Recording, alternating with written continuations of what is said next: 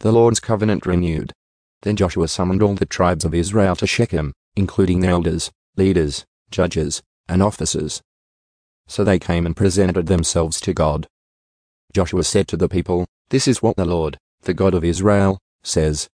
Long ago your ancestors, including Terah, the father of Abraham and Nahor, lived beyond the Euphrates River, and they worshipped other gods. But I took your ancestor Abraham from the land beyond the Euphrates and led him into the land of Canaan. I gave him many descendants through his son Isaac. To Isaac I gave Jacob and Esau.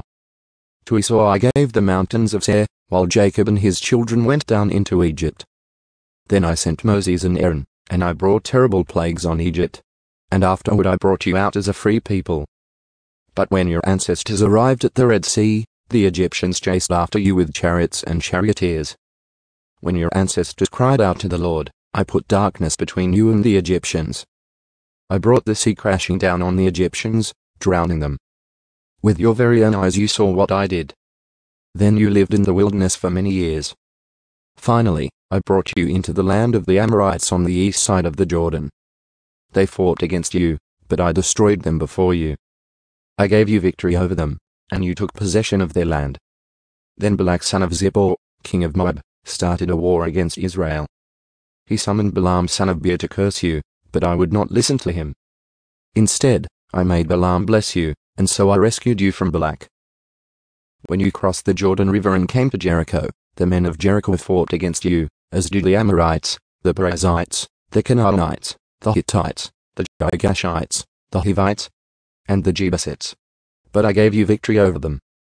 And I sent terror ahead of you to drive out the 2 kings of the Amorites. It was not your swords or bows that brought you victory. I gave you land you had not worked on, and I gave you towns you did not build, the towns where you are now living. I gave you vineyards and olive groves for food, though you did not plant them. So fear the Lord and serve him wholeheartedly. Put away forever the idols your ancestors worshipped when they lived beyond the Euphrates River and in Egypt. Serve the Lord alone. But if you refuse to serve the Lord, then choose today whom you will serve. Would you prefer the gods your ancestors served beyond the Euphrates? Or will it be the gods of the Amorites in whose land you now live? But as for me and my family, we will serve the Lord. The people replied, We would never abandon the Lord and serve other gods. For the Lord our God is the one who rescued us and our ancestors from slavery in the land of Egypt. He performed mighty miracles before our very eyes. As we traveled through the wilderness among our enemies, he preserved us. It was the Lord who drove out the Amorites and the other nations living here in the land. So we, too, will serve the Lord, for he alone is our God. Then Joshua warned the people, You are not able to serve the Lord, for he is a holy and jealous God. He will not forgive your rebellion and your sins. If you abandon the Lord and serve other gods, he will turn against you and destroy you, even though he has been so good to you. But the people answered Joshua, No, we will serve the Lord. You are a witness to your own decision, Joshua said. You have chosen to serve the Lord. Yes, they replied, we are witnesses to what we have said. All right then, Joshua said, destroy the idols among you, and turn your hearts to the Lord, the God of Israel. The people said to Joshua, We will serve the Lord our God. We will obey him alone.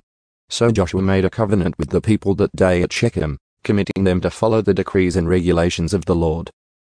Joshua recorded these things in the book of God's instructions. As a reminder of their agreement, he took a huge stone and rolled it beneath the terebinth tree beside the tabernacle of the Lord. Joshua said to all the people, This stone has heard everything the Lord said to us. It will be a witness to testify against you if you go back on your word to God.